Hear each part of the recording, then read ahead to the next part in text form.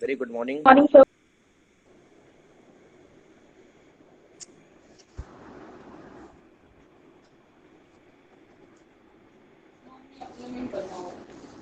Now I'm sharing my screen. It is visible to all of you. Yes, sir. Yes, sir. Yes, sir. Okay, Yes, okay, yes, Yes, sir. okay, okay. Uh, Now, within the last couple of days, we were just discussing the meaning of development and some related issues. And in that process, I discussed briefly the economic growth, the types of economic growth which is not desirable, then economic development and the economic progress. And then we are focusing more on economic development. Then we had a little discussion about the concept of development, and we compared growth and development also. And then last time we were discussing the parameters of development or the dimensions of development containing so many indicators under each dimension or each parameter. And as I told you earlier, there are some dimensions or parameter of development are in your syllabus that we'll discuss separately later on. And I have given a brief idea of all these terminologies covering the dimensions or parameters of development. Now, let us proceed further and think that every country wants to develop. But what are the obstacles in the path of development? We will just see the some obstacles and then see how we measure development with some important indicators. Now, there are so many factors that create hindrances or obstacles to economic development. I have just given a couple of important factors, not all, dividing into two segments, that is economic factors and non-economic factors.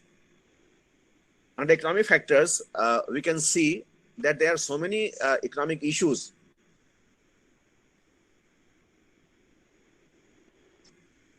They create problems for such economies and they are not able to develop rapidly, such as market imperfections. Under market imperfections, we can see many components of market imperfections, such as factor immobility, price rigidity, ignorance of market, monopolistic practices, etc. under market imperfections. That is when market is not perfect. It is not operating freely with the entire potential. And there are so many reasons behind such imperfections in these economies. Then we have vicious circle. I believe that you have already discussed the vicious circle. If you have a doubt, then we will discuss that later on. And there are international factors also. So economic factors include both domestic factors as well as external factors for such economies, and they are trapped, and it is very difficult. It becomes very difficult for these countries to break these obstacles powerfully, etc. And there are some non-economic factors also.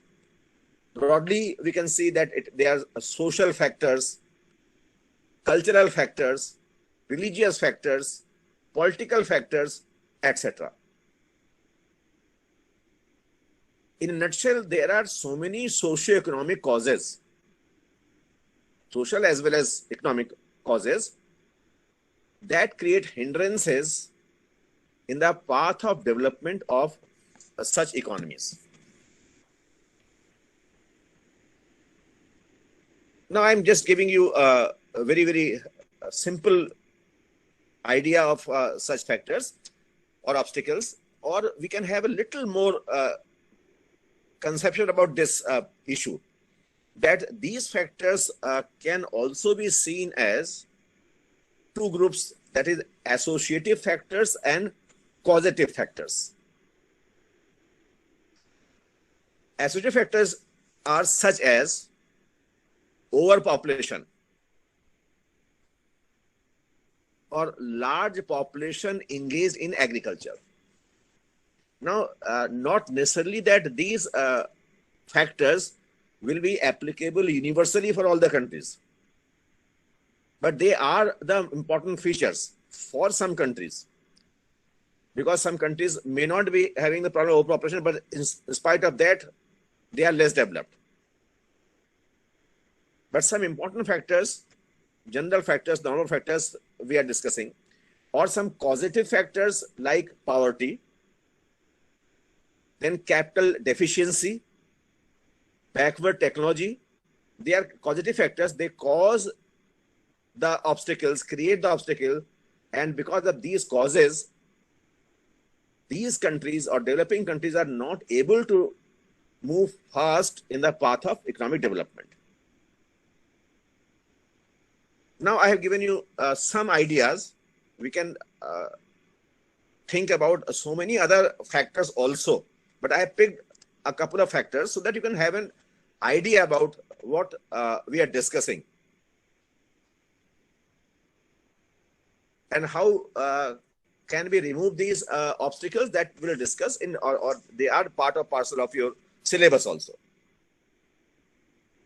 So I have presented the obstacles in two different frames.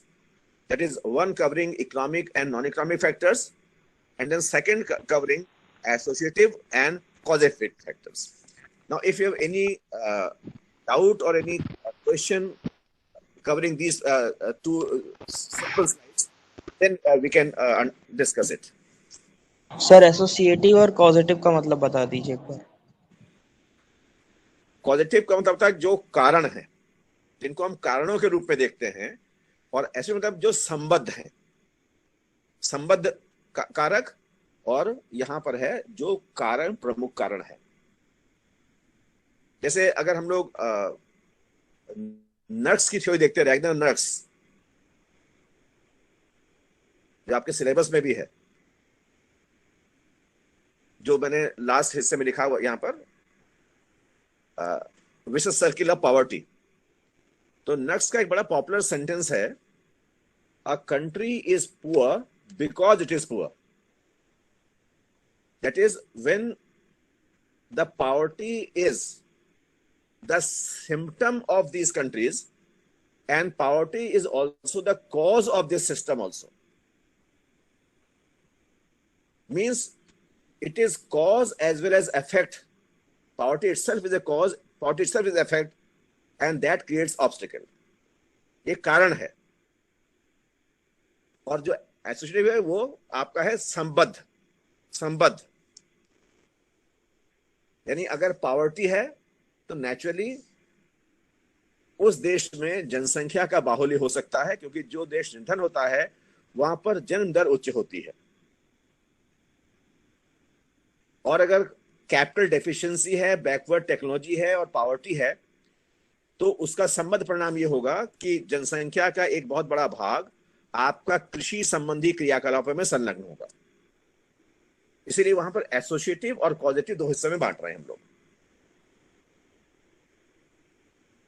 Okay sir. और poverty, जैसे आपने लिखा poverty causative factor से, मैंने आपको Ragnar नर्क्स का example दिया। और अगर हम डेवलपिंग इकोनॉमीज या अंडर डेवलप्ड इकोनॉमीज को बहुत सारे शब्दों में बांट सकते हैं। We can see the terminologies like under developed, less developed, semi developed, developing, third world countries, south countries, poor countries, agricultural countries, overpopulated countries, red donkeys, and so many other terminologies are used as symptoms of these countries. Different economists have highlighted different dimensions of such countries, such as an economist, Barbara Ward, she says, why should we call these countries developing, underdeveloped, less developed, semi-developed, and get confused?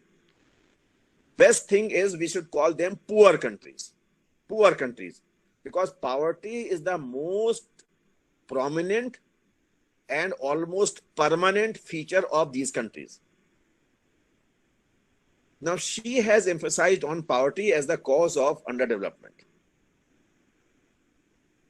So each term what we are mentioning here can be elaborated and discussed quite widely.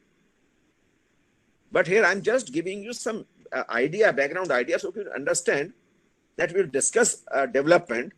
So we must have a good idea about the obstacles of development also. Why we are not able to grow rapidly? What are the obstacles? And if we are able to remove these obstacles, only then we will be able to develop rapidly. So that is why I have presented these obstacles in two different ways. One is causing the nature of factors, which are whether they're causative or creative, causative or associative, and second is where they are economic or non-economic factors.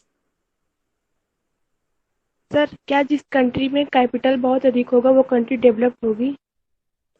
नहीं, मैंने ये कहा आपसे कि ये जो हम लोग यहाँ फीचर्स लिखे हैं ये प्रायः सामान्य तौर पर इन जनरल इन देशों की विशेषताओं के रूप में देखे जा सकते हैं. मैंने आपसे पहले ही कहा, आवश्यक नहीं कि इनमें से सारे फैक्टर्स और सारे फीचर्स हर देश के लिए यूनिवर्सली लागू होते हों. क्लियर है कि नहीं? लेकिन ये एक जो आपने सवाल पूछा, ये एक सामान्य स्थिति है कि कैपिटल डेफिशिएंसी अंडर डेवलपमेंट का एक बहुत प्रोमिनेंट होता है, सिम्टम होता है इसका, पूंजी का अभाव. और जब हम कहते हैं कैपिटल, आपने कहा कैपिटल का बाहुल्य, यहां पर हमने लिखा है कैपिटल की दुर्लभता. आप पूंजी से क्या समझती हैं यहां पर जब लिखा capital deficiency? What do you mean by capital?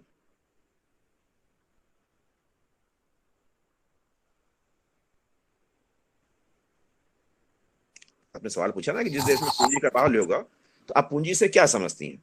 Sir infrastructure, technology, resources sir, natural resources.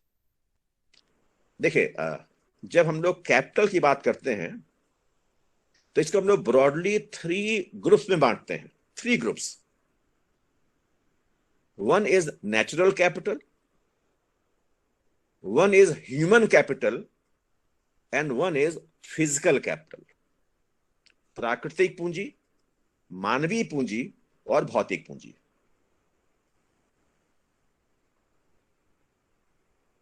मान लीजिए आपने कहा कि एक देश में पॉपुलेशन साइज बहुत बड़ा है, लेकिन वो तो केवल संख्या है, that is only number, size the population. But when we say human capital, it means the quality of population, which is educated, healthy, innovative,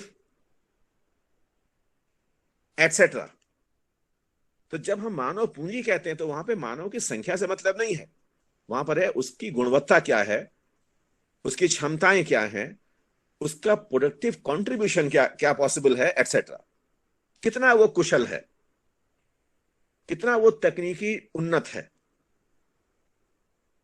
And you can have many examples in many countries. Very, very small country in population and area also, Israel. But look at the level of human capital in that country. Think about the technological level of that country. India has adopted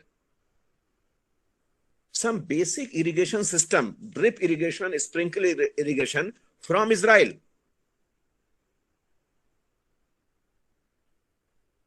which is not having huge quantity of water. That is what is we're calling causative factors और capital. तो ऐसा नहीं है कि किसी देश में अगर पूंजी का बाहुल्य है तो वो देश उन्नत होगा. जैसे मान लीजिए आपने कहा नेचुरल कैपिटल फॉर एग्जांपल, तो India has huge natural capital, but it is not only the natural capital, but if that natural capital is underutilized or wrongly utilized or remains unutilized, then that natural capital will not contribute effectively to the path of development.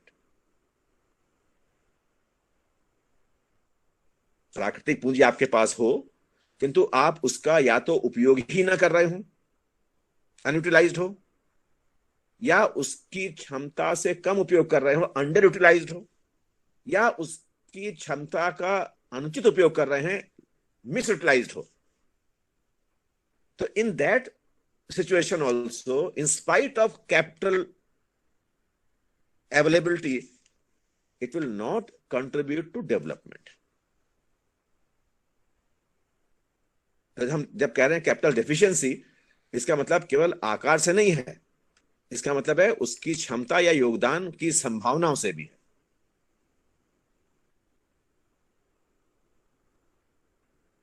और जो आने वाला समय है development का, या जो प्रारंभ हो चुका है, वो पूरा का पूरा जो आगे डेवलपमेंट का सिस्टम होगा, that is based on human capital and physical capital level of human capital and physical capital.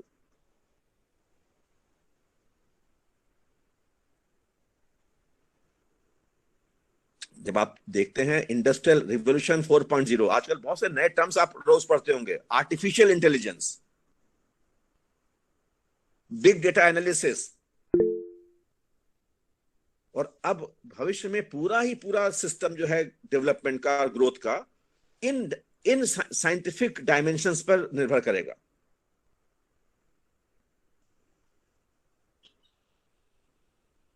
A country will be powerful if it is technologically powerful. It is human capital is powerful, not the number, not the number.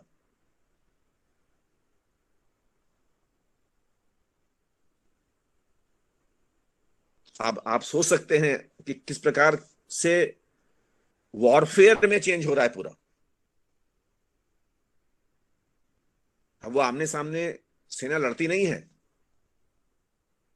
Now you attack other countries through satellite, through drone system, you jam other countries missile system also. That is the human capital, that is technological upgradation.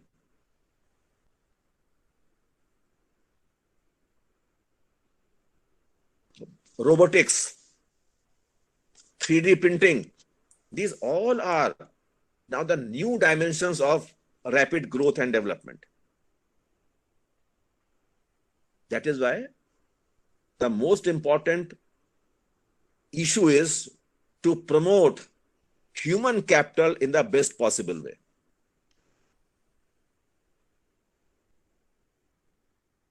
मैंने ख्याल से मैंने आपके प्रश्न का जवाब दे दिया. जो मैंने पूछा था कैपिटल एबंडेंसी की बात क्या थी, तो मैंने आपको बताया कि कैपिटल एबंडेंट होना ही केवल एक शर्त नहीं है. आपके पास पूंजी की मात्रा प्रचुर हो सकती है, लेकिन तथापि आप उस पूंजी का विकास के कार्यों में उपयोग संभवतः न कर पा रहे हैं. प्राकृतिक पूंजी होने के बावजूद मैंने कहा या तो वो अप्रयुक्त है, या अल्प प्रयुक्त है, या अनुचित प्रयुक्त है. And you can have many examples for natural capital also in our own country.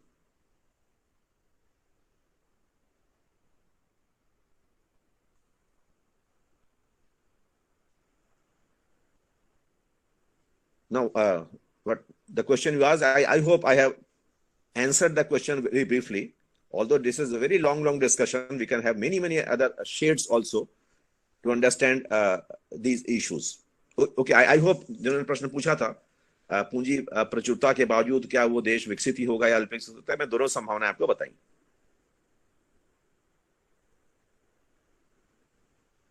Yes, sir. any other just don't hesitate to ask questions. सवाल जरूर पूछिए, क्योंकि ये सारी बातें बहुत स्पष्ट होनी चाहिए, क्योंकि पता नहीं आप किस जगह पर आपसे कोई प्रश्न ऐसा पूछा जाए, होता इंटरव्यू पूछा जाए और आप न बता पाए तो अच्छा नहीं होगा। इसलिए अगर आप ये सारी जानकारियां होंगी तो हम लोग बहुत अच्छा से क्लैरिटी भी होगी और इसको हम लोग एक्सप्रेस कर सकते हैं। सो फिजिकल कैपिटल में कौन कौन सी चीजें आएंगी? फिजिकल कैपिटल, चलिए जैसे हम एक शब्द और यूज करते हैं, पहले उसको शब्द समझें तो आपका आसान हो जाएगा समझना आपका ये शब्द। जब हम कहते हैं इंफ्रास्ट्रक्चर, इसका हिंदी क्या है? इंफ्रास्ट्रक्चर आपने हिंदी में सवाल पूछा। अवसंरचना, आधारिक संरचना। आधारिक या अवसंरचना। हाँ, इसको हम लोग कई शब्दों से देखते हैं, आधारभूत संरचना, अवसंरचना, और एक और अच्छा शब्द है इसमें, अवस्थापना। अवस्थापना, इंफ्रास्ट्रक्चर।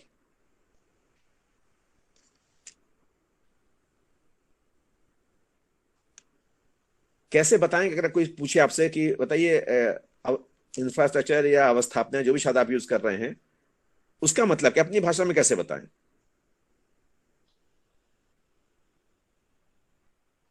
सर इंफ्रास्ट्रक्चर बैकबोन होता है डेवलपमेंट का, जिससे सर नहीं, ये हमें नहीं, कम्युनिकेशन ये सब प्रोवाइड करता है। नहीं, बैकबोन होता है तो ठीक है। हम ये कह रहे हैं कि उसको, इस शब्द को हम किसी को, लेमैन है वो पूछता है कि इंफ्रास्ट्रक्चर मतलब मैं नहीं जानता हूँ क्या होता है, तो आप उसको बताएं बैकबोन होता है क्या, बैकबोन क्या होता है बताइए, मुझे समझ नहीं आ रहा क्या। आप उसको सरलतम रूप में समझाएंगे कैसे? जो इंफ्रास्ट्रक्चर की मीनिंग पूछ रहा है आपसे कि उसके लिए नया शब्द होगा, is asking what is infrastructure.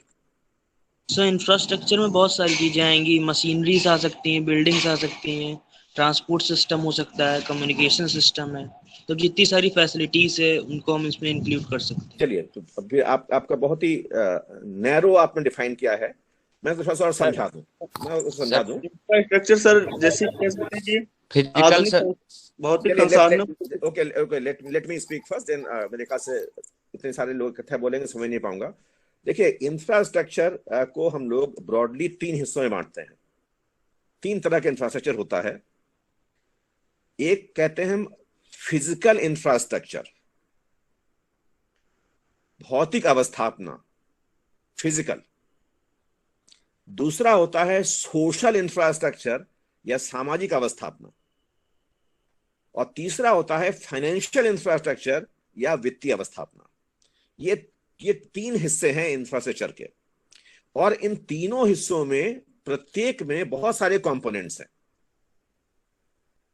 For example, when you से physical infrastructure, it includes roads, ports, airports, seaports, energy, etc. These all are physical infrastructure. When you say social, it includes hospitals, schools,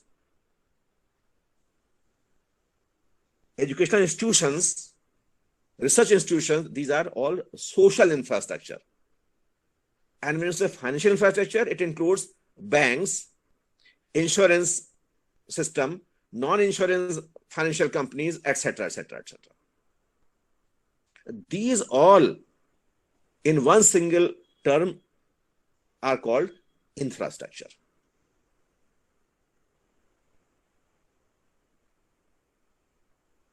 And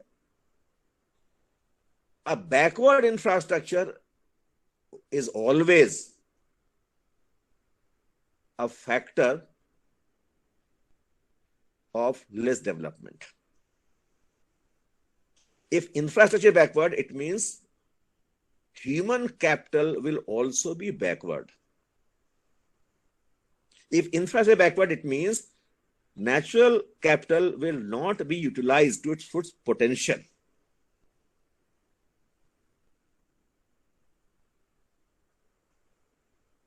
Therefore, backward infrastructure is a big challenge for less developed countries.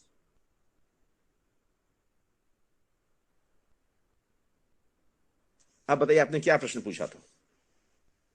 Physical capital के बारे में। तो अब आपको बात समझ में आ गई कि भौतिक का मतलब क्या है। मैंने बता दिया, भौतिक भौतिक भी बताया मैंने, इंफ्रा के संदर्भ बताया, और जो फिजिकल कैपिटल है वो यही तो पूंजी है आपकी। आपके बंदरगाह, आपके सड़कें, आपके पुल, आपके बिजली उत्पादन की इकाइयां, ये सब आपके भौतिक बिल्डिंग्स, आपकी सब भौतिक पूंजी है। फिजिकल का मतलब हुआ है किसी भी, आप कहते हैं फिजिकल, फिजिकल भौतिक, इसका मतलब है वो चीज जो हमें नेचर ने नहीं दी है, पहली बात, और जिसे प्रकृति ने नेचर के साथ मिलकर निर्मित किया है, बनाया है। That is called physical capital या फिजिकल रिसोर्स, और आसान शब्द हो जाएगा। और हम जब किसी भी प्रोडक्शन प्रोसेस की बात करते हैं तो उसमें मानवीय, प्राकृतिक और भौतिक, इन तीनों संसाधनों का प्रत्यक्ष या अप्रत्यक्ष रूप से कम या अधिक मात्रा में संलग्न होना अनिवार्य होता है। Sir think about any production. Yes sir hospital का बनाना तो सर फिजिकल इंफ्रास्ट्रक्चर में आ जाएगा, लेकिन हॉस्पिटल का अगर यूज हो रहा है सर सोशल में आएगा ना। चलिए चलिए चलिए चलिए, मैं फिर से समझा देता हूं। मैंने भी, हालांकि शब्द हॉस्पिटल भी मैंने कहा था, ये जो मेरा वाक्य, पहले ये समझिए तो आपकी बात समझ में आ जाएगी। मैंने आपसे क्या कहा अभी कि 3 तरह के संसाधन किसी भी सामाजिक उत्पादन प्रक्रिया में आवश्यक होते हैं। वो है natural, human and physical. Their ratio में differ, their involvement may be directly or indirectly involvement, but these 3 are essential for any social production system. For example, मैं बहुत primitive example आपको दे रहा हूं। एक किसान खेत में हल चलाता है, a simple sentence। किसान क्या ह्यूमन है कि नहीं? Yes sir. ह्यूमन। और खेत फिजिकल सर, नेचुरल रिसोर्सेज है। नेचुरल, खेत नेचुरल, और हल हल इज फिजिकल। हल को मनुष्य ने प्रकृति के साथ मिलकर, उसमें लोहा लगा हो, लकड़ी लगी हो, जो भी है, मनुष्य ने उसको शेप में ढाला है। देखिए, छोटा सेंटेंस है जिसमें आपने कहा एक फार्मर है, एक लैंड है, पीस ऑफ लैंड है, और प्लाव है। यू कैन थिंक अबाउट कि ट्रैक्टर चला रहा है, जो भी चला रहा हो, तो तीनों लग गए कि नहीं? इसमें तीनों साधन आए। एंड रिजल्ट क्या है? एंड रिजल्ट क्या है? फूड ग्रेन या एग्रीकल्चर प्रोड्यूस। ये आपने प्रोड्यूस किया, but unless these 3 are involve, you can not think about any production system. A fisherman throwing a fishing net into the river. Fisherman human, river natural, and fishing net is physical. So you can think about so many examples where all these resources are involved. And if any of these resources is deficient or not of desired level or quality, then naturally, if suppose the farmer is technologically backward, ignorant, then naturally produce will also be backward, less produce.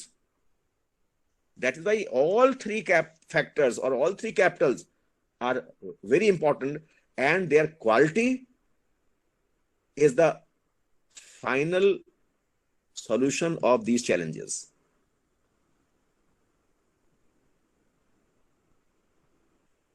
आप बताइए कि क्या क्या सवाल पूछ रहे थे आप?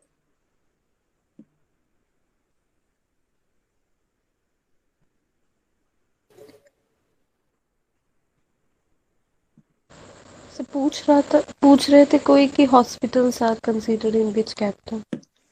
Naturally, hospital is social capital because that provides the health facilities. Hospital building की बात हम नहीं कर रहे हैं। हॉस्पिटल बिल्डिंग तो आपका फिजिकल है, school building is physical, but if there is no school, there is no education, there is no hospital, there is no health facilities. So these are social capital because they provide valuable social services. I hope you understand it now clearly. Yes, sir. Yes, sir. Yes, sir. Okay. Now, any other issue? Any other issue? Sir, can Sir, you on explain the recent new monetization policy? मैं सुन नहीं पाया, 2-3 लोग एक साथ बोल रहे हैं. Sir, the recent monetization policy. हाँ, क्या दिक्कत है? That although that is not the issue right now, उसमें दिक्कत क्या है आपको? Sir, I can't understand what it was saying about the national monetization. Means how does it work? Now it will take a different and little long time that I will not be able to discuss right now because I'm focusing on something else. Simply, I can say, I will certainly try to devote at least 1 or 2 hours to discuss this, that is national monetization pipeline, about 6 lakh crore of money that government wants to generate in next 4 years. That is the simple thing that I can tell you. But that is basically a long story related to economic reforms in India.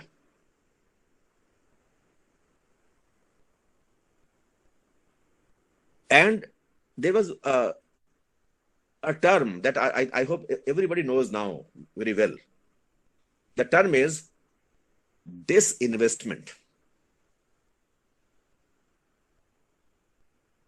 If you understand the background of disinvestment, then you can understand what you are asking.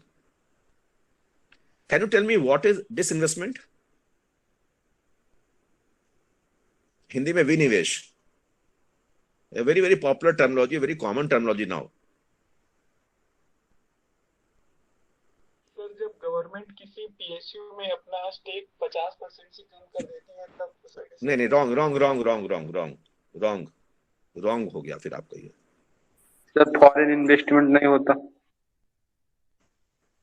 मैंने simple पूछा कि अगर कोई देखिए जब भी हम लोग investing in private sector more than a government sector. मैं एक भी क्लियर बात पब्लिक सेक्टर से अपने इन्वेस्टमेंट को बाहर निकालना सर. सर निगेटिव ग्रोथ के समय हम कंजप्शन कम कर देते हैं, उसे कहते हैं डिसइन्वेस्टमेंट. ये तो टोटली रॉन्ग हो गया आपका.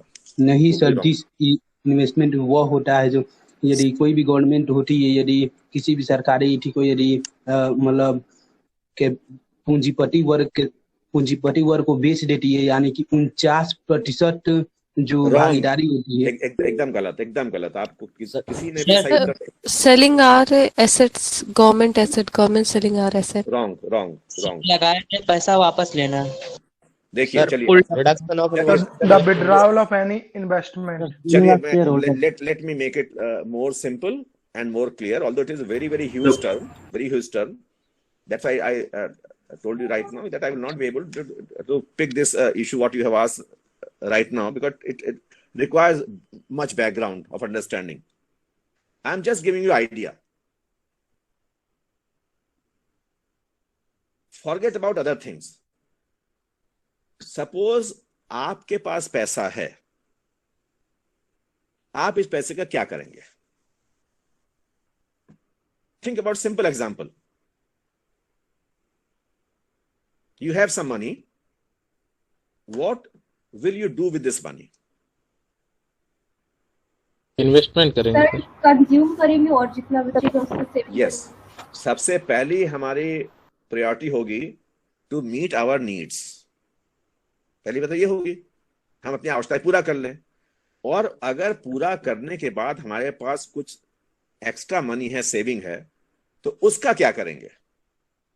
इन्वेस्ट करेंगे सर. हम ये चाहेंगे कि हम उस पैसे को कुछ इस प्रकार से यूज करें कि वो पैसा हमें और पैसा जनरेट करके दे.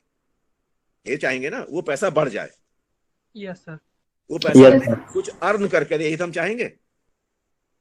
नाउ सपोज आप सोचते हैं कि हम इसका उपयोग कहां पे करें, तो आपने कहा चलिए ऐसा करते हैं, आजकल बहुत न्यूज में आ रहा है शेयर मार्केट या म्यूचुअल फंड मार्केट. अब आप please don't ask me what is share market, these two terms are very very elaborate terms. I will not be able to discuss right now, but I hope you are little aware about this term. आपने चलो ऐसा करते हैं कि मैं इस पैसे से कुछ शेयर खरीद लेता हूं किसी कंपनी का. खरीद सकते हैं कि नहीं खरीद सकते शेयर? Yes sir. खरीद सकते हैं. चलिए, बहुत हमें भी किसी ने आपको पढ़ा देंगे, हालांकि इसका आपके सिलेबस का पार्ट नहीं है. ये मार्केट कैसे होता है, कैसे आप इन्वेस्ट कर सकते हैं, मैं आपको बहुत अच्छा बता दूंगा और कुछ बातें करूंगा बाद में. एनीवे, चलिए हमने कहा कि चलिए हमने ऐसा कहा, मेरे पास पैसे थे और मैंने किसी कंपनी के 5 शेयर खरीद लिए. कहां से खरीदेंगे हम शेयर? गवर्नमेंट से सर. शेयर मार्केट से डीमैट अकाउंट बनाकर सर. Share market sir. नहीं अकाउंट छोड़ दीजिए, वो अकाउंट छोड़ दीजिए. हमने share market sir. Share market नहीं है, that is known as actually capital market. हम उसको आम भाषा में शेयर मार्केट भी कह देते हैं. It is capital market. Share एक कैपिटल इंस्ट्रूमेंट है, डिबेंचर है, बॉन्ड है, म्यूचुअल फंड है, so many things are there. चलिए हमने कहा शेयर मार्केट से हमने खरीद लिया. सपोज बहुत छोटा एग्जांपल ले रहा हूं, मेरे पास 500 रुपए थे, मैंने किसी कंपनी ABC एक कंपनी है, उस कंपनी का 100 रुपए का शेयर मिला था, मैंने 5 शेयर खरीद लिए. 500 rupees, I had 500 rupees and I invested that 500 rupees and bought 5 shares of that company. Each share was ₹100. इतनी बात समझ में आ गया आसानी से? Yes sir. Yes sir. अगर आपने शेयर खरीद लिया तो now who is the owner of this shares? Me sir. Himself sir. Sir own self, our self. Yes, जिसने खरीदा है वो उसका स्वामी हो गया है. यानी मैं इन 5 शेयर का स्वामी कि मैंने ये खरीदा है.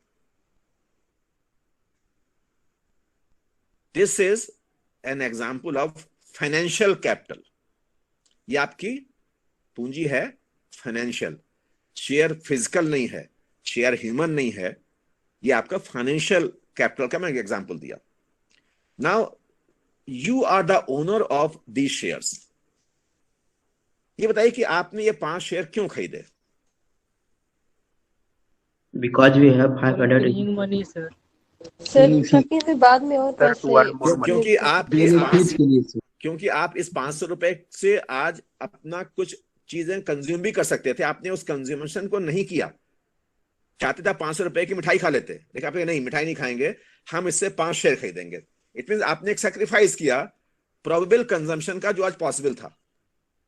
And you check that consumption and you have decided to put this money in shares. ये बात तो सही है आपने, लेकिन सवाल ये कि आपने इस 5 शेयर को क्यों खरीदा, क्या पर्पस है? फिर टू मल्टीप्लाई और मनी. प्रॉफिट के लिए सर. प्रॉफिट के लिए. कैसे मिलेगा प्रॉफिट? कहां से मिलेगा सर? इंक्रीमेंट. जब सर उसका शेयर का प्राइस बढ़ेगा तो अपन उसको वैल्यू बढ़ेगा सर. देखिए मैं बहुत ब्रीफली बता रहा हूं, मैंने इसलिए बहुत सिंपल एग्जांपल लिया. ये जो प्रॉफिट है ये आपको 2 तरह से मिल सकता है. नंबर 1, मैं इन शेयर को अपने पास रखे रहूं. ठीक है, रखा रहूं, मेरे पास शेयर है, मैं रखा वो शेयर अपने पास. और अगर जिस कंपनी का शेयर है उस कंपनी को प्रॉफिट हुआ तो उस प्रॉफिट में मेरा भी शेयर है कि नहीं? Yes, sir. It means as a shareholder, I will also share a part of that profit of the company. मेरे पास 5 है तो मैं 5 के अनुपात में मुझे लाभ मिलेगा, किसी के पास 10 में 10 में मिलेगा, किसी के पास 100 मिलेगा. बट मैं भी तो मुझे मिलेगा, लाभ मिलेगा. लाभ का हिस्सा मिलेगा कि नहीं मुझे? यस सर, मिलेगा. Yes sir. That is called as dividend. अंश, लाभ का अंश. यानी मान लीजिए कंपनी को जितना प्रॉफिट है उसमें से 5 शेयर का जो प्रॉफिट का हिस्सा बनता है वो मुझे मिलेगा. शब्द समझ आ गया? लाभांश या डिविडेंड क्या होता है, समझ गए आप? लाभ. अगर कंपनी को प्रॉफिट होगा तो कंपनी अपना प्रॉफिट डिस्ट्रीब्यूट करेगी among share holders. and I will also get a part of it as an owner of 5 shares. It's very simple. अगर कंपनी को प्रॉफिट ना हुआ तो सर लॉस होगा। लॉस नहीं कहा, मैं प्रॉफिट नहीं हुआ, प्रॉफिट लॉस थोड़ा होता है, जीरो प्रॉफिट। तो सर उतना ही का उतना ही रहेगा। कुछ नहीं, फिर आप गलत सोच रही हैं, और हमें कुछ नहीं मिलेगा। सर वही जितना हमने शेयर दिया था उतना ही रहेगा। नो, अभी आप मेरा अगला सेंटेंस हो तब बताऊंगा आपको मैं क्यों गलत कह रहा हूं। और अगर कंपनी को लॉस हुआ तो हमारा भी लॉस होगा सर, हमें भी लॉस होगा। कैसे लॉस होगा? कैसे loss? Zero profit advantage. Sir share की वैल्यू कम हो जाएगी। आप देखिए दोनों चीज अलग हैं। पहले समझ लीजिए, पहले मैंने एग्जांपल दिया, आगे बहुत समझ गए आप। अगर if company earns profit then I will also get dividend at a part of profit. If there is no profit I will get nothing. तो मैं इसी उम्मीद में तो अपने पास शेयर रखा हुआ हूं कि उसको लाभ होगा तो मुझे लाभ का हिस्सा मिलेगा, नंबर 1। नंबर 2, अगर मेरे पास शेयर है, क्या मैं इस शेयर को मार्केट में बेच नहीं सकता? कभी भी sir. Yes sir. I am the owner. Suppose you are having gold, you are owner of gold, you can sell gold anytime. Similarly, if I am owner of 5 shares, I can sell the shares anytime. मैं अपना सामान तो कहीं बेच सकता हूं ना। Yes sir. कहां बेचूंगा? अगेन कैपिटल मार्केट में बिकेगा, सब्जी दुकान पर नहीं बिकेगा। That is, I use the term capital market. Bombay Stock Exchange, National Stock Exchange, they all are stock exchanges. Share is also a stock जिसके थ्रू हम बेच सकते हैं। मैं बहुत बेसिक चीजें बता रहा हूं, hopefully that you are getting my point very clearly. ये बताइए, जब मैंने कहा था आपसे, पूछा था अभी 5 मिनट पहले, मेरे पास 500 रुपए हैं, मैंने 5 शेयर खरीदे 100 रुपए के, कहां से खरीदा? आपने कहा मार्केट से खरीदा। क्या मार्केट का प्राइस रोज सेम रहेगा या फ्लक्चुएट करता है? फ्लक्चुएट करता है। फ्लक्चुएट। तो होता है कि जब मैंने खरीदा था शेयर, वो समय 100 का था, हो सकता है आज उसका दाम 50 हो गया हो सकता है उसका दाम आज 500 हो गया हो मार्केट में। बिकॉज मार्केट में उस शेयर का प्राइस क्या होगा, इसके पीछे बहुत सारे फैक्टर्स काम करते हैं। बेसिकली बायर्स एंड सेलर्स के सेंटिमेंट्स काम करते हैं, and so many political, social, economic, weather condition, बहुत सारे फैक्टर्स काम करते हैं। That will discuss in detail. तो अगर मान लीजिए मैंने 100 रुपए का शेयर खरीदा था और आज उस शेयर का मार्केट में प्राइस 200 रुपए है, तो मुझे क्या लगता है, बेच सकता हूं कि नहीं? अच्छे दाम मिल रहे हैं मुझे, बेच सकते हैं सर। एक्चुअली मैं तभी बेचूंगा जब दूसरा कोई खरीदेगा 200 में। Yes sir. Yes sir, partnership. Yes sir. जैसे हमने जब 100 खरीदा था तो किसी ने बेचा होगा ना, तभी तो मैंने 100 खरीदा था। Yes sir. तो आज अगर मैं बेच रहा हूं तो मुझे लगता है कि ये अच्छा खासा रिटर्न मेरे मिल गया, मैं इसे बेच दूं। दूसरा कोई सोचता है कि आज 200 का खरीद लो, कुछ दिन बाद ये 400 का हो जाए तब बेच देंगे। बिकॉज मार्केट में हमेशा 2 तरह के सेंटिमेंट्स होते हैं, जिन्हें हम लोग टेक्निकली कहते हैं bulls and bears. I will not discuss that detail. बहुत popular bulls and bears market. कुछ लोग सोचते हैं कि आने वाले दिनों में दाम गिरेगा, कुछ सोचते हैं आने वाले दिनों में दाम बढ़ेगा, एंड दिस इज फ्लक्चुएशन। अब क्या होगा ये तो वो समय बताएगा, because future is always uncertain. You don't know कि what will be the price of this share in next couple of days, because any social, political incident may affect the capital market in a big way, and you cannot predict about that. Therefore you only speculate. That's why I am talking about speculation. आप speculate कर रहे हैं, संभावना व्यक्त कर रहे हैं of good future और bad future. Anything can happen in future. बताइए, मेरी बात समझ में आई कि नहीं? थोड़ी सी। चलिए अब एग्जांपल देता हूं। मेरे पास 5 शेयर हैं, मैंने कुछ समय पहले इन शेयर में इन्वेस्टमेंट किया था। जब हमने इन्वेस्टमेंट किया था तो आई गॉट द शेयर्स, और शेयर मेरे पास प्लस हुआ, ऐड हुआ कि नहीं, मेरे पास प्लस हुआ कि नहीं, प्लस मुझे मिला 5 share. Yes sir.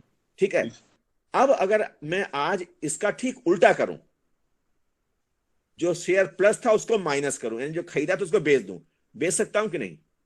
Yes sir. बिल्कुल सर, ऑन सर। तो जो मैंने पैसा इन्वेस्ट किया था उसका उल्टा हो रहा है, ये कहते हैं डिसइन्वेस्ट। मेरे ख्याल से डिसइन्वेस्ट का शब्द में आ गया विनिवेश, यानी निवेश का विपरीत, विपरीत निवेश। जिधर आप गए थे उसका उल्टा आप आ रहे हैं तो विनिवेश है। Simple words, selling of assets is called disinvestment. Diluting the level of past investment is called disinvestment. विगत काल में हमने जो निवेश किया था उस निवेश का स्तर कम कर देना, वो निवेश वापस खींच लेना, निकाल लेना, विनिवेश है। अगर मैं चाहूं तो इस 5 शेयर में 5 को बेच सकता हूं, 4 को, 3 को, या 1 भी बेच सकता हूं कि नहीं, बताइए। I want to sell only 1 share, can I do it और नॉट? Yes sir. तो ये भी तो विनिवेश होगा, ये भी तो विनिवेश होगा। देखिए, अब देखिए कितना मिसकंसेप्शन मैं क्लियर कर दूं। The term disinvestment can be used for individuals. जो मैंने एग्जांपल दिया इंडिविजुअल का था, it can be used for a group, it can be used for a company, it can be used for an organization, or it can be used for the government also. आप सब ने कहा जब सरकार बेचती है विनिवेश कहलाता है, ये नहीं है। हम भी विनिवेश कर सकते हैं भाई as individual. That's why I gave you example of individual. अब तो कोई डाउट नहीं होगा कि निवेश और विनिवेश में क्या अंतर है। No sir. लेकिन जब हम Indian economy, let me complete first. जो उन्होंने सवाल पूछा था, the girl asked some question, मैं उसका थोड़ा क्लैरिफाई कर दूं। लेकिन इंडियन कंटेक्स्ट में, इंडियन इकोनॉमी कंटेक्स्ट में जब हम लोग डिसइन्वेस्टमेंट की बात करते हैं तो naturally we talk as a policy, we talk about the government.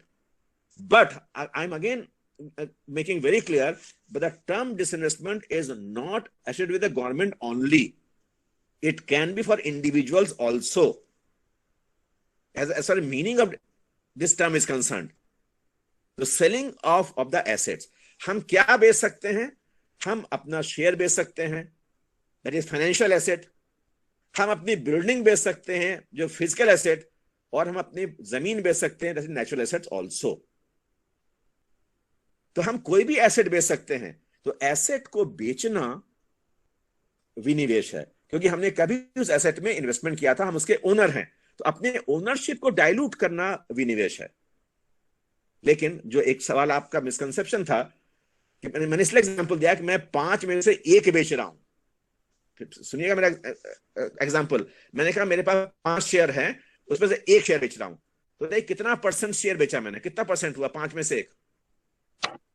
20%. 20% बेचा ना। But is it disinvestment or not? Yes.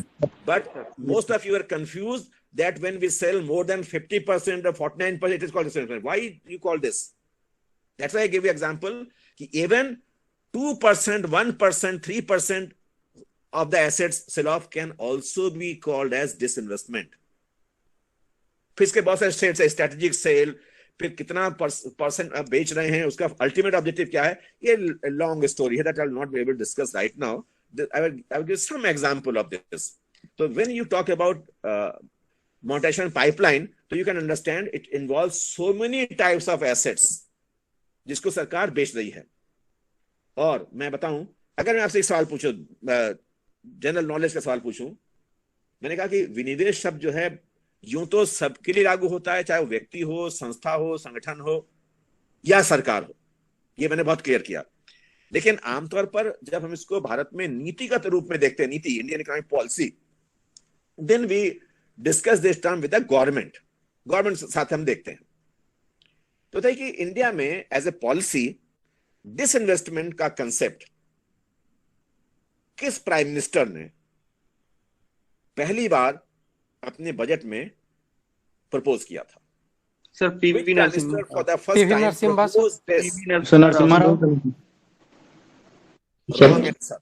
Sir Chandrashekhar Deve Gowda Singh sir Chandrashekhar Rajiv Gandhi Tell the name of all prime ministers. Sir Rajiv Arun Gandhi Jaitley This term was first system Sir, Atal Bihari Vajpayee.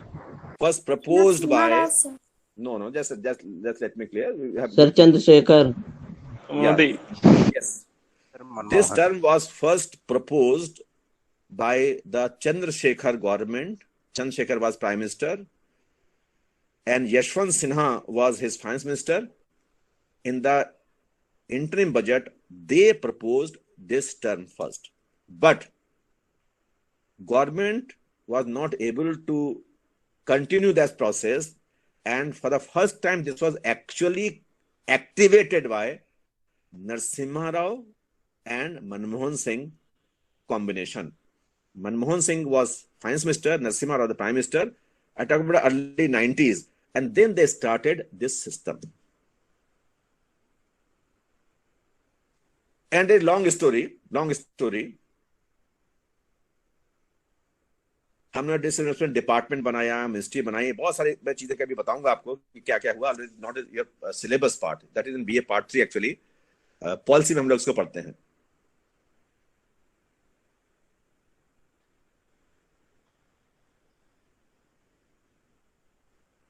Is it okay now?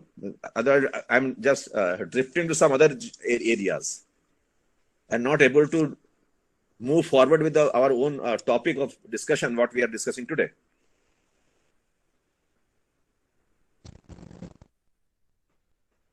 तो जिन्होंने सवाल पूछा था, मेरे ख्याल से मोनेटाइजेशन पाइपलाइन हल्की सी बात समझ में आ गई होगी क्यों हम करना चाह रहे हैं. Yes, sir.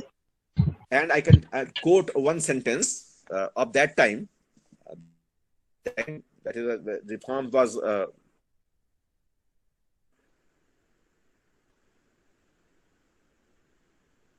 going on in a big way in the entire world. तो आपने नाम सुना होगा मिसेस मार्गरेट थैचर, प्रधानमंत्री Margaret. And she also made a number of reforms, economic reforms. And side by side there was Ronald Reagan in US, economics भी कह देते हैं. There is one very interesting sentence in that discussion point that I'm discussing right now. Thatcher said, it is not government's business to do business. It is not government's business to do business. सरकार का कार्य व्यवसाय करना नहीं है. The government's priority is social sector, education, health. These are government's priorities, and not to run a company, to produce steel, to manufacture some other items, etc. तब उन्होंने कहा था, better government should withdraw from these areas, withdraw the money from these areas and put this money into the social sector development.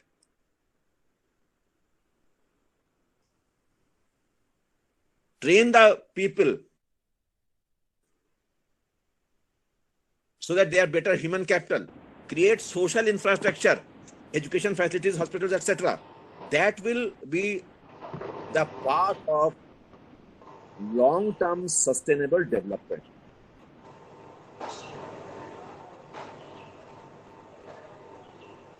Please mute your mic. Somebody is not being muted. Please mute your mic. I hope now you can understand why in India also for last especially since 1990s, we are moving towards the issue of disinvestment, which has now been termed as monetization pipeline. The same thing is terminal monetary pipeline. I will discuss that later on in some day, in some extra time. Approximately 6 lakh crore rupees to be generated in next 4 years. That is the main idea behind that entire system, so that we can put that money in some more important channels for development of socio-economic development of the country. That is the basic issue.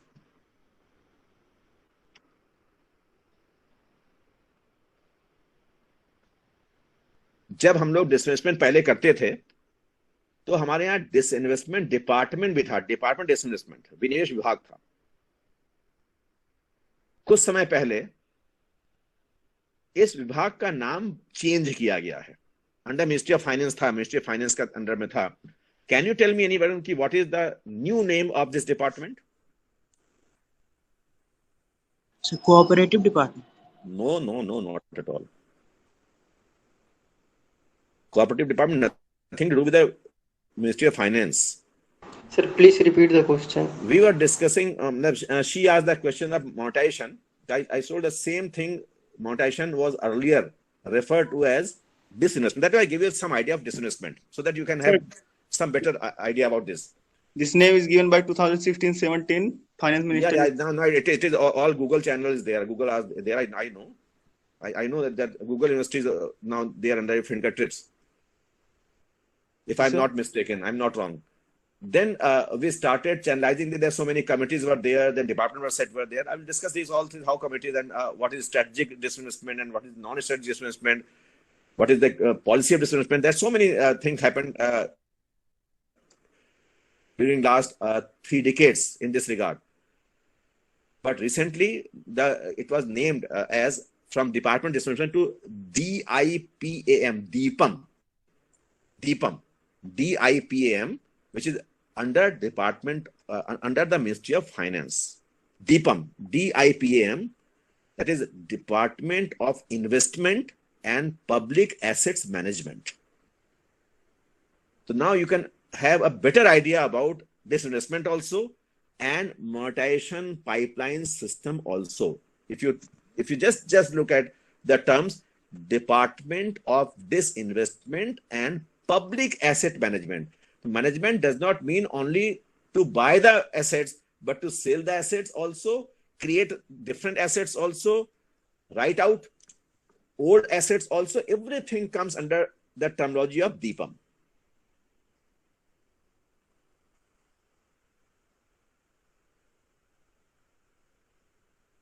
That is a little updating of that concept that we're discussing. Now, I hope I have tried to give some idea so that you can understand it and we can discuss it later on in some extra. Continue our class. It is again will be an obstacle to development of our class also. Although I love to get such questions from you so that I understand. When you ask any question, such questions, which is new question, then the first factor that I think that it means you are studying the issue seriously. That is good thing. You want to know, you are eager to understand the concept. That is very good. Because as a student of economics, you must be aware of what is happening in socio-economic system right now. Because that makes you a better student, and that will create a good path for your competitive examinations also. But in view of limitation of time of the class, I'm not able to solve all your questions right now, but just trying to touch some issues and give you some ideas. And with the promise that someday I will get some extra time, that I told you right now that I will someday will have an extra class on only capital market, so that you can understand what is share, what is debenture, what is bond. And I can tell you that if you, with little understanding, invest a very little amount of money, that everybody can, then you can get very attractive returns also. You can earn good money also. And I can assure you that if you put that money in your bank, you will never get that return if you put that money in capital market. I'll give you some examples. Means 15%, 20% return is very, very easy No bank will give you 10%, 15% return. But by putting the same money, very small amount of money, 100 rupees also, you can put. You can get good return. But for that, you must understand first what is the capital market, what are the essential requirements that you must meet first to go to capital market, etc. Hopefully, we'll get some time someday and discuss these issues. Anyway, I hope I have discussed a lot. Our main issue was, because I was able to move only 2 slides.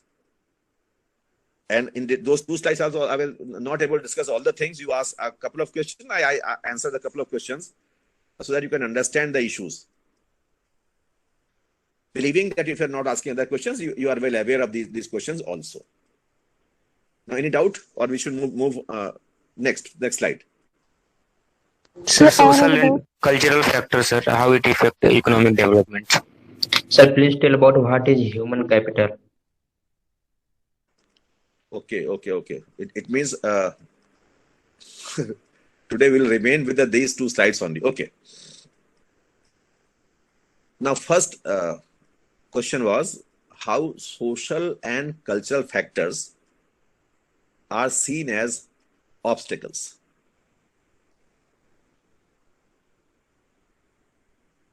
Now I tell you, I give you so many examples also. Religious also, political also, etc., etc.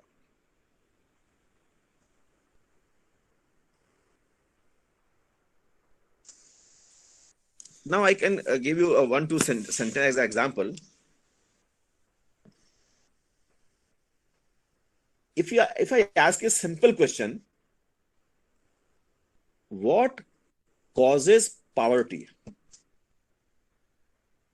Because if a country is not developed, then poverty is a very, very important feature of these countries.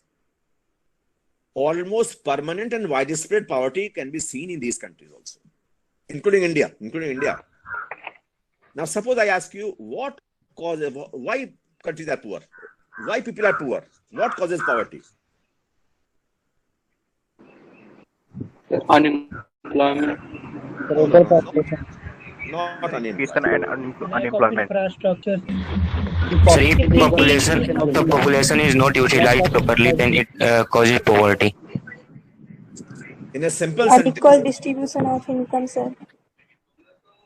Low level of income. No, let me make it more simple and more effective. I can say that poverty is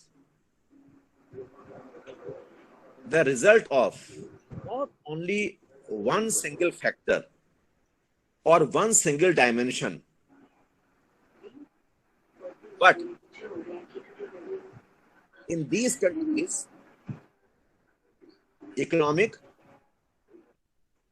social, and political forces act and interact in such a way that people are trapped into poverty. It is not caused by only economic factor. It is caused by social factors. It is caused by political factors. It is caused by cultural factors also, if you want to understand poverty in a broad sense. Unemployment is only economic factor.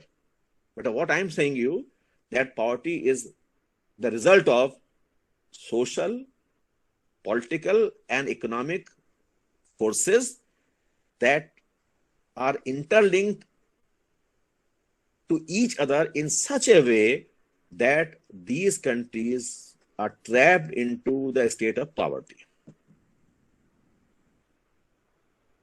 Now, your question was social and cultural factors. I am giving you a few examples so that you can understand this very clearly.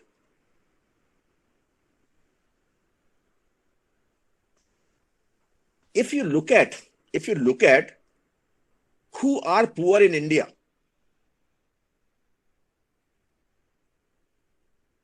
then we identify the poor persons into their social groups.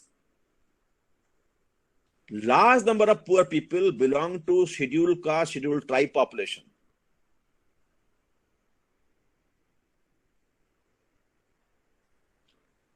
Other backward classes.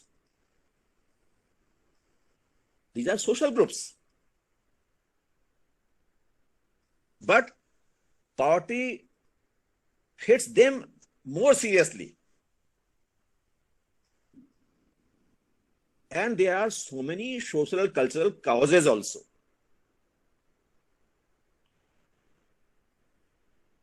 As a human being, as a group, women poverty is more serious than men poverty. Women as a group, as a social group, women in the same poor family, women are more deprived than men. I think you are getting my point very clear. If you're in doubt, I can give you so many examples. Therefore, we call it gender poverty. Gender-based poverty, it is social.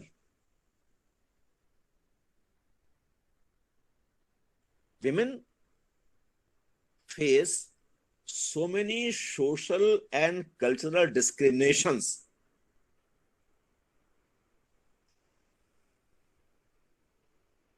And the most ugly discrimination you can see nowadays in Afghanistan.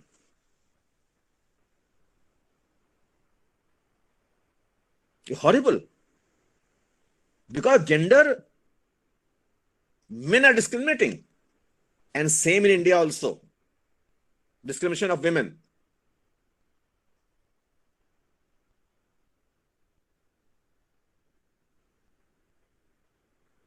In India, we always say that women are even not allowed to take decisions of the key issues that affect their own lives. Those decisions are also taken by men.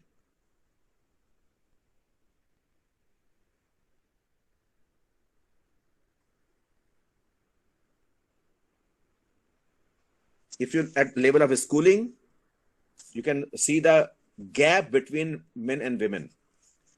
In our syllabus, we have GDI, Gender Development Index, Gender Inequality Index. It is a global issue. But these social issues are more prominent in less developed countries.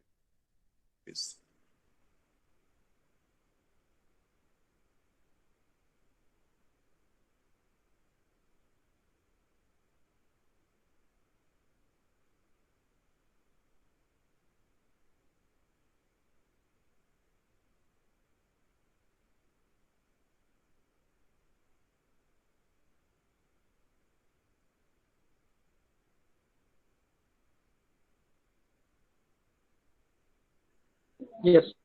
Posters also of the men candidates, the women name will be very small and very small photo also, and husband's photo will be very prominent. You never see the vice versa. आपने देखा होगा poster छपता है, प्रत्याशी रामकली छोटी सी photo होगी, पत्नी राम खिलावन बहुत बड़ा सा फोटो होगा, राम खिलावन की बड़ी बड़ी मूंछ वाली. तो why men photo is there? Because you are taking vote and you will run the system by the men only, not women. That is social. तो क्या obstacle नहीं है ये? If you look at the land registration in India, it is hardly 1% of land registered in the name of women and 99% name of men. They are deprived of ownership of land also. Discrimination is food, in education, in economic participation, in work also. Discrimination work, not allowed to work.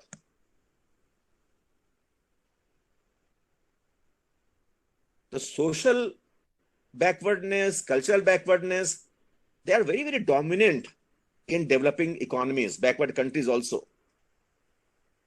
In the name of religion, in the name of caste, ethnicity, creed, there's so much obstacles are there.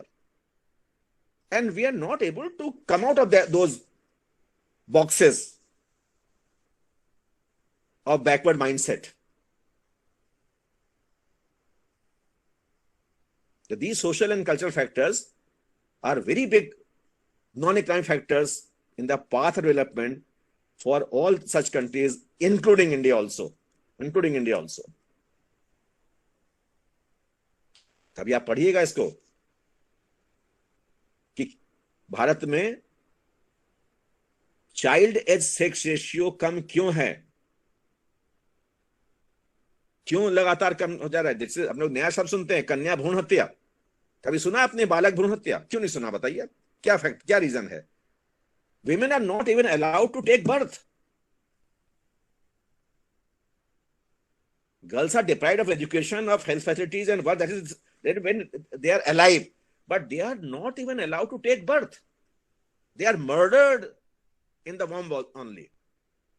British journal है, Canadian journal है Lancet, medical journal Lancet, world का most popular journal, इसकी चर्चा बहुत हुई इधर Covid time में। Lancet की रिपोर्ट आई, लैंसेट रिपोर्ट आई, उसका कवर पे आर्टिकल है कि 1 million girl females were killed in the वोम only. 10 lakh बालिकाओं की भ्रूण हत्या कर दी गई।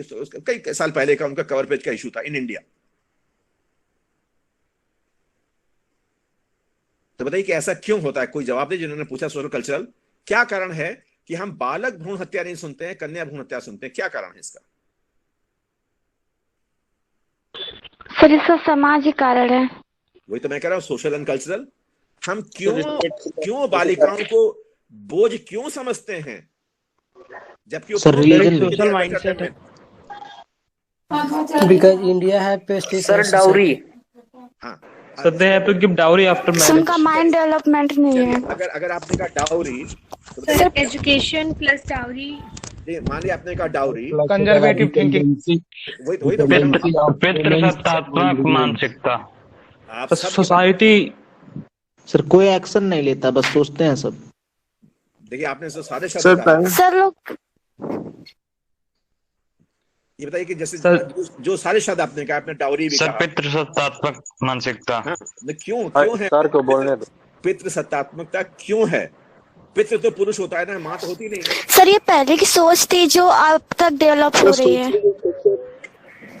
Sir if anything happens to girl, it will only blame on father. चलिए, मैंने तो बहुत सारी बातें की, मैं इनसे बहुत सारी बातें मैं आगे करूंगा जब जेंडर इश्यूज पर हम लोग आएंगे, बहुत सारी बातें भी करेंगे। और मैं थोड़ा चाहूंगा कि आप थोड़ा सा बेहतर सोचें, थोड़ा सा बेहतर इंसान बने, अपनी सोच को थोड़ा सा साइंटिफिक और मॉडर्न करें। थोड़ा सा अगर वो कर लें तो बढ़िया है। लेकिन जो भी कारण बताया आपने, किसी ने कहा डाउरी, तो क्या डाउरी कहीं हमारे संविधान में लिखा है कि आपको विवाह में डाउरी देना पड़ेगा या लेना पड़ेगा? ऐसा कोई संविधान का हिस्सा है क्या? नो सर, समाज का हिस्सा। सर समाज का हिस्सा है। तो इसका ये अच्छा है कि खराब है? बुरा है सर। खराब है। खराब है। तो आपसे सर ये कुप्रथा है सर, लेकिन बहुत सारे लोग इस पे एक्शन नहीं लेते हैं, बस सोचते हैं। पढ़े लिखे लोग भी लेते हैं। मैं मीनिंग समझा रहा हूँ आपको, मैं सिर्फ मीनिंग समझा रहा हूँ। बाकी तो आप इस पे हमने बहुत सारी चर्चाएं कर सकते हैं, आप खुद सोच सकते हैं। तो मेरा उद्देश्य यह था कि ताकि जो सवाल पूछा था कि सोशल कल्चरल फैक्टर्स क्या है, मैं उससे थोड़ी सी बात करूं। एक आध और बात करता हूं, रिलीजियस फैक्टर्स। अब देखिए कितना इंटरेस्टिंग एग्जांपल आपको दे रहा हूं। एक बड़ी मशहूर किताब है bye A.H. Hansen. A.H. Hansen किताब है, उन्होंने इंडियन इकोनॉमी के बारे में लिखा है। उन्होंने एक आर्टिकल में वो लिख रहे थे, उन्होंने कहा कि in India the agricultural activities are based on religious sentiments. अब देखिए वो कहां से जुड़ा रिलीजियस को। उन्होंने कहा a farmer hesitates to use pesticide because he is fearful that it will kill the insects, rats and other insects, and he will face the curse of God, उसे पाप लगेगा। ये उन्होंने लिखा है भारत के संदर्भ में, basis of the empirical analysis of mindset of people. हम कहते हैं हम चूहे, अगर चूहा खेत नष्ट करना है करने दो, अगर हम पैसा यूज करेंगे वो मर जाएगा, तो हमारा ये जन्म तो गया, वो वाला जन्म भी चला गया, और चूहा तो भाई बड़ा हमारा मान्य है। इस टाइप के माइंडसेट अगर हैं रिलीजियस, हम लोग बहुत सारे इकोनॉमिक एक्टिविटीज नहीं करते because we have religious backward mindset. और हम लोग किसी एक पर्टिकुलर धर्म की बात नहीं कर रहे हैं, लेकिन हमारे इतना वो हावी हो जाता है कि हम लोग उसको आगे साइंटिफिक आउटलुक देख कर ही नहीं पाते हैं। तो सोशल, कल्चरल, रिलीजियस, सर मेरी एक सोच है। Yes yes yes, please sir, जैसे जो करप्शन हो रहा है, तो corruption is also one of the, sir वो तो है ही, करप्शन तो है ही सर। जैसे करप्शन हो रहा है, और जैसे कि और यहाँ पर जैसे कि जो रूरल बैकग्राउंड से आते हैं उनका जैसे डेवलपमेंट नहीं होता है, क्योंकि हर एक व्यक्ति का मतलब बुक के प्रति ज्यादा मतलब हर सबकी अपनी अलग अलग रुचि होती है। तो कोई बुक को या संविधान में लिखे हुए उसको नहीं पढ़ सकते हैं, ज्यादा लोग उसको याद नहीं करते। तो मेरे अकॉर्डिंग जैसे कि यदि जो ये प्रेयर के समय जो हम लोग हमेशा मतलब घर पर भी जो संस्कार दिए जाते हैं, या उसको हम एक संविधान में जो फंडामेंटल राइट्स लिखा हुआ है, यदि उसको एक जैसे प्रतिज्ञा के रूप में दिया जाए तो शायद वो हमेशा माइंड में भी रहेगा स्कूल टाइम से, और उसको हम एक अपना मतलब कर्तव्य समझकर उसको हम कर सकते हैं, जिससे ये अपने अधिकार को समझ सकते हैं जो फंडामेंटल राइट्स है, यदि वो हमेशा उसका यूज करते रहे। और ये तभी होगा जब हर समय जैसे प्रेयर के समय 6 होते हैं कि देखिए, हम तो थोड़ा सा अलग बात कर रहे हैं। Yes sir. जो आपने कहा वो बहुत अच्छी बात है, और हम लोग की जो न्यू एजुकेशन पॉलिसी हम लोग इसको लागू करेंगे, उसमें हम लोगों ने ऑलरेडी सब बातें शामिल की हैं। उसमें हम लोगों ने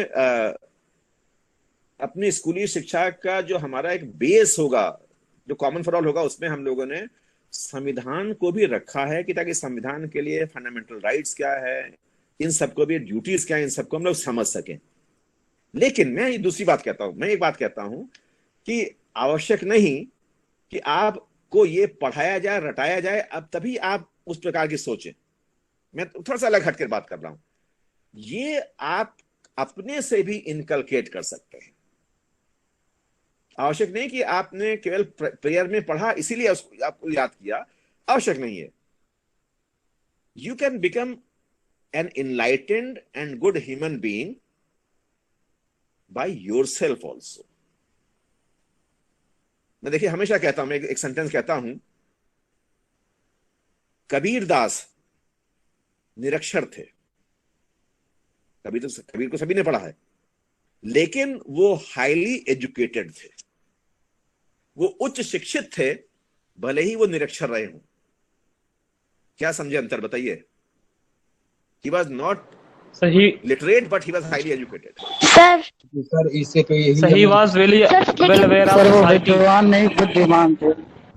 इसीलिए हम कहते हैं but sir, it's not necessary the person who has learned, who is a good thinker and no, let me complete my sentence first. But you can see sir सबकी सोच एक जैसी नहीं होती।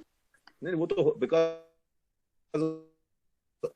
every human being is different, तो बात सही है।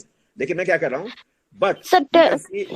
but you can see large number of people who are actually so called educated, but actually they are totally illiterate. मेरी बात समझ गए होंगे आप, जो मैं कहना चाहता हूँ। Yes sir. Yes sir. So education is something different from the literacy or from having some certificates or degrees only.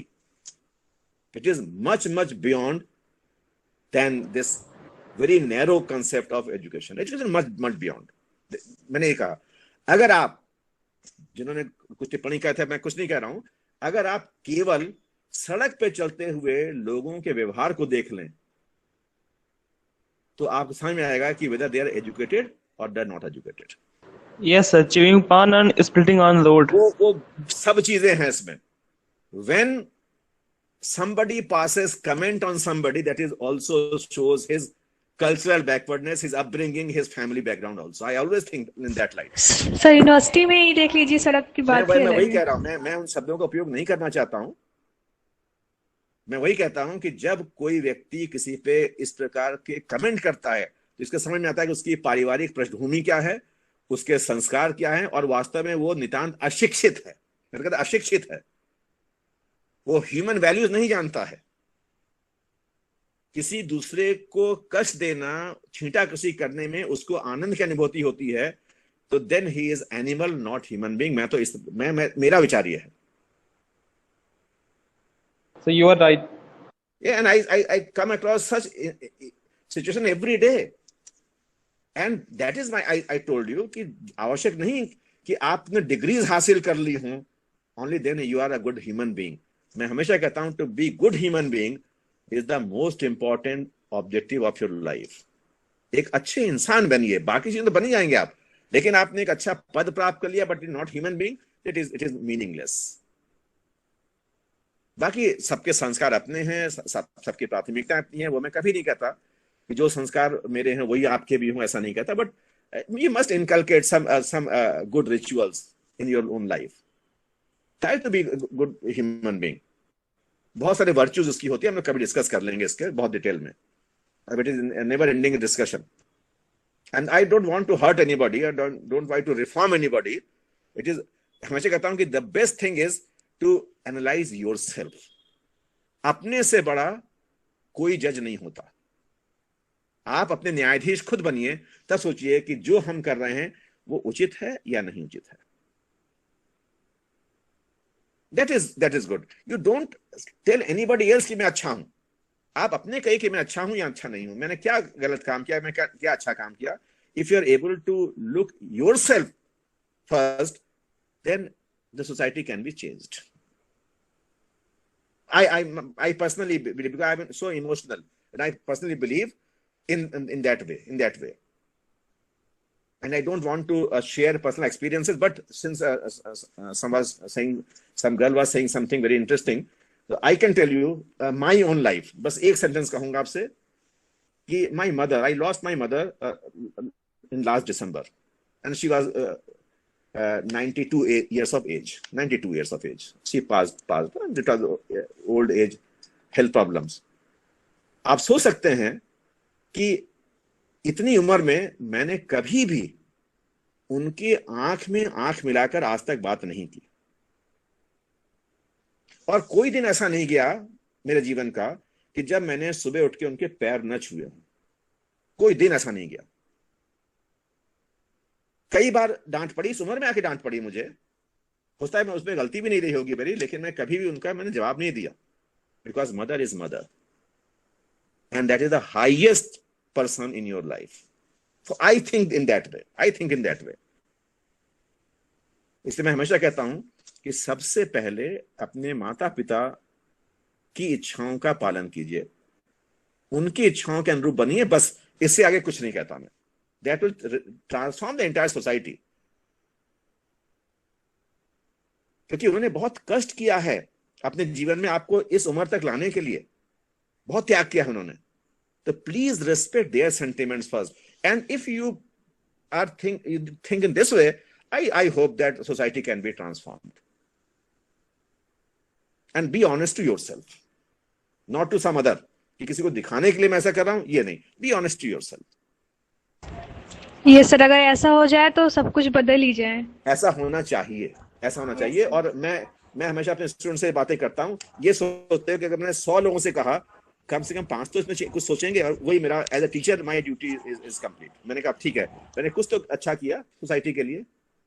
That is my own sentiment. I am not saying that I must press you think about that. ये आपके ऊपर है, लेकिन हाँ, अच्छा बनना चाहिए हम लोगों को, क्योंकि समाज में अच्छे बनने के और बुरे बनने के दोनों तरह के बहुत सारे आपको रास्ते मिलते हैं, लोग मिलते हैं, but try to be a good human being. Yes, you are saying something. Sir मतलब माता पिता तो मैं भी सम्मान करता हूँ, लेकिन सर चोर भी तो माता पिता बन सकते हैं, मतलब जो अच्छे नहीं है वो भी तो। अब मैंने वही तो कहा ना, मैंने वही आपसे कहा कि संसार में अच्छे बुरे दोनों तरह के सिस्टम हैं।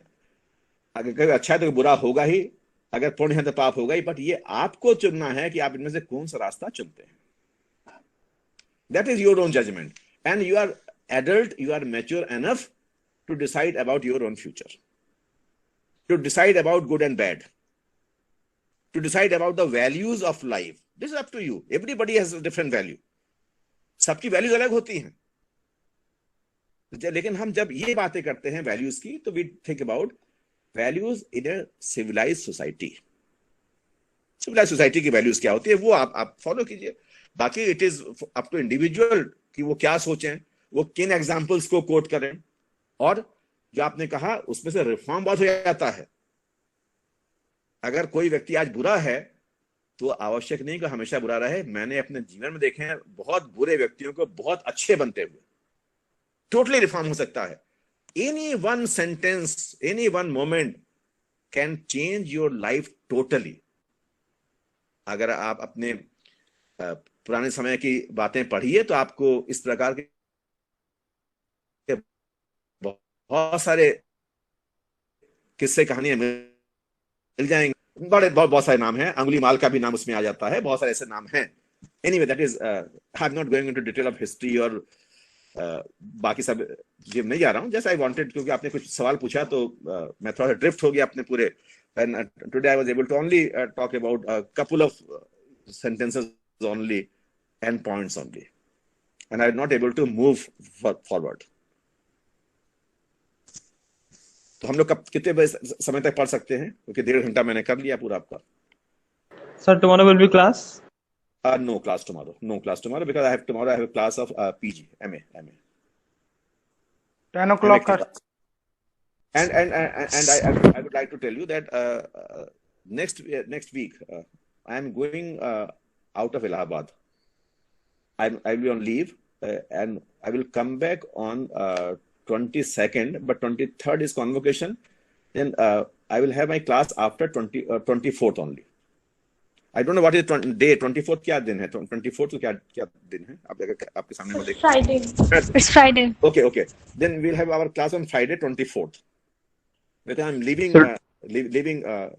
on 16th afternoon and come back on 22nd. But 23rd is convocation. I will involve convocation, and they'll have a class on 24th. And then I will plan some extra classes also, as for capital market or some other issues, as she says, some monetization, etc. We'll discuss all these things in some extra classes also. Time will be same. It is better that we have we time at 8 o'clock. That is better. So that by I have used 50% of my data. For that I am not culprit, I think. Sir offline की कोई उम्मीद sir? जी offline class कब से start होंगी? That I can't tell you. That is central government or central universities of entire country to decide. वो मैं नहीं बता सकता आपसे। बहुत ढीला खुल गई है। जो खुली वो स्टेट के होंगे, सेंट्रल के नहीं होंगे शायद। बीएचयू खुल गया। State BHU third year players. Just second year भी ओपन होने वाली है। यूनिवर्सिटी साउथ बिहार भी खुल गई है। दिल्ली यूनिवर्सिटी देखिए तो डीयू से बोल सर, एयू छोड़कर पूरा देश खुल गया है। नहीं, आईआईटी नहीं खुली है। पूरा विश्व खुल गया है। आईआईटी नहीं खुला है। हमें पूरे विश्व के खुलने से देश खुलने मतलब नहीं, हमें अपनी संस्था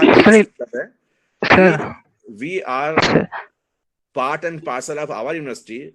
So whatever our university will decide, that will abide by that. So we are not concentrated about the who and what and where are opened or closed. हम उसकी बातें नहीं कर सकते। हमें तो अपनी यूनिवर्सिटी के नियमों का पालन करना है। तो जो यूनिवर्सिटी डिसाइड करेगी वो हम लोग उसके हिसाब से क्लास करेंगे। सर अफगानिस्तान में ऑफलाइन चल रही है। Sir Allahabad university sir NIRF ranking में सर क्यों नहीं आई? Please let us discuss the topic we are discussing. We are discussing so many things which are not related to our. Sir NIRF थोड़ा biased होता है क्या सर? अब हम ये बातें हम यहाँ पर नहीं कर सकते। पेपर की हेडलाइन में लिखा था एयू बहुत ही फैसिलिटी कॉलेज है। एक्सक्यूज मी सर, आप लोग चुप हो जाइए, कब से बोले जा रहे हैं।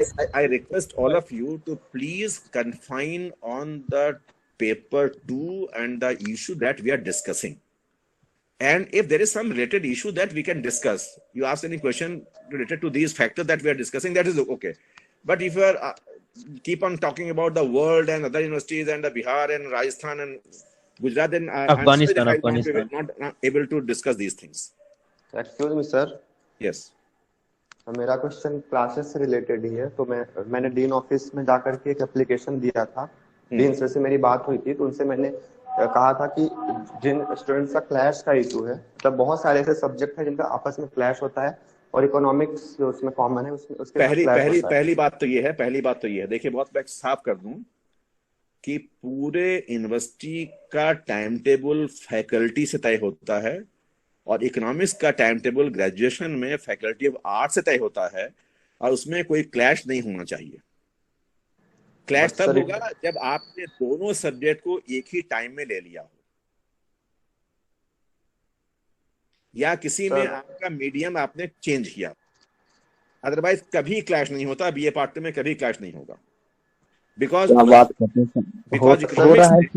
इकोनॉमिक्स ने मेरी बात लेट मी कंप्लीट। इकोनॉमिक्स ने आपको जो पीरियड सेक्शन अलॉट किए हैं that is as per faculty time table. किसी और डिपार्टमेंट ने या तो अपने टाइम टेबल में कुछ चेंज किया हो या उन्होंने वही टाइम दे दिया आपको जो आपको इकोनॉमिक्स पे अलॉटेड है। There is no clash in the faculty time table of different subjects. Sir तो मैं सर टाइम अलग अलग मिला लेकिन क्लास चल जाती है। यार मुझे तो बात कर लेने दे दो, क्योंकि मैं डीन ऑफिस में जाके आया हूँ, तो मैं सर से कुछ बताना चाहता हूँ जो उन्होंने मुझे बोला था। उन्होंने मुझे कहा था सर कि रिस्पेक्टिव डिपार्टमेंट्स आपस में डिस्कशन करके ही उसको सॉल्व करेंगे। सेकंड नहीं करेंगे, नहीं कर सकते। ओके, हमें जो टाइम टेबल मिला है हम उस पर बात करेंगे। हम सारे 15 डिपार्टमेंट जाके बातचीत करते ना, ये पॉसिबल नहीं होगा ना हम करेंगे। सिंपल। सेकंडली एक और चीज है सर, वो मतलब वो हम लोगों से रिलेटेड है, वो टीचर से रिलेटेड नहीं था। मैंने उनसे कहा था कि अगर इन केस सर अगर ये प्रॉब्लम सॉल्व नहीं हो पाती है तो क्या हम लोग क्लासेस को रिकॉर्ड करके अपनी हेल्प करने के लिए यूट्यूब पे अपलोड कर सकते हैं? तो उन्होंने परमिशन दी थी। मैंने उनसे पूछा क्या दिक्कत है, तो कुछ टीचर्स ऑब्जेक्शन कर रहे थे सर कुछ डिपार्टमेंट के। क्योंकि जब हम लोग अगर रिकॉर्ड करने की बात आई तो I will not discuss all these thing that you are asking. I will just confine to the topic. I will not discuss anything that you have raised so many questions.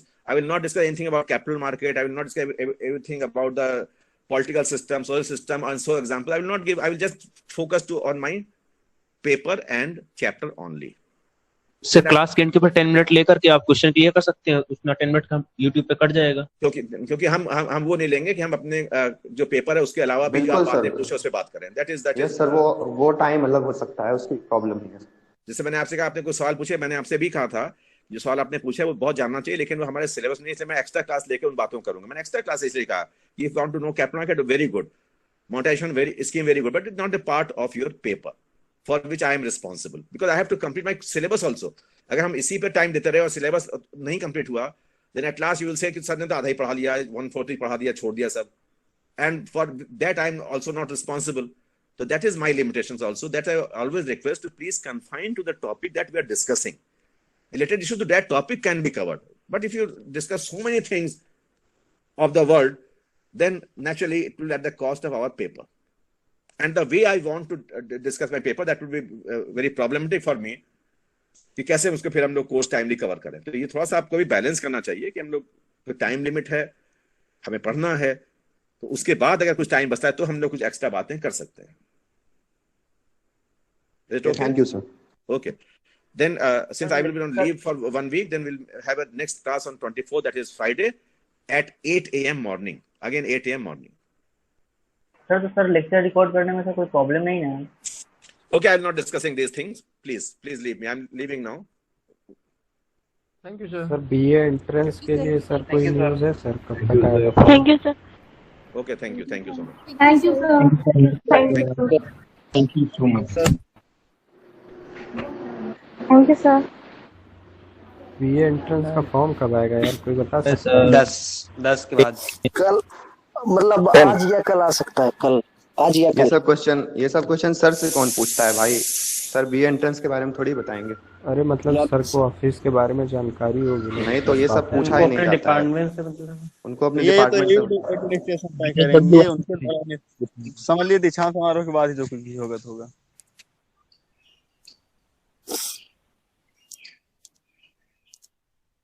Sir ने भी permission दे दी है YouTube पे videos upload करने की, तो जो भी अरे परमिशन यार कोई 1 मिनट बात करने के लिए तैयार नहीं है कोई मास्टर साहब। नहीं, अब जो भी देखो, जो भी अपलोड कर रहा है वीडियो वो पब्लिक में सारे वीडियोस पब्लिक कर दे, प्राइवेट करने की जरूरत नहीं है, कोई ऑब्जेक्शन नहीं हो रहा है किसी भी टीचर। हाँ भाई कर दो आदित्य। ठीक है, क्योंकि डीन और एचओडी से बड़े टीचर्स तो वो नहीं जाएंगे। प्लीज आप लोग सही से क्लास किया कीजिए और जिससे बाकी लोगों को भी डिस्टर्ब ना हो। देखो क्लास में जो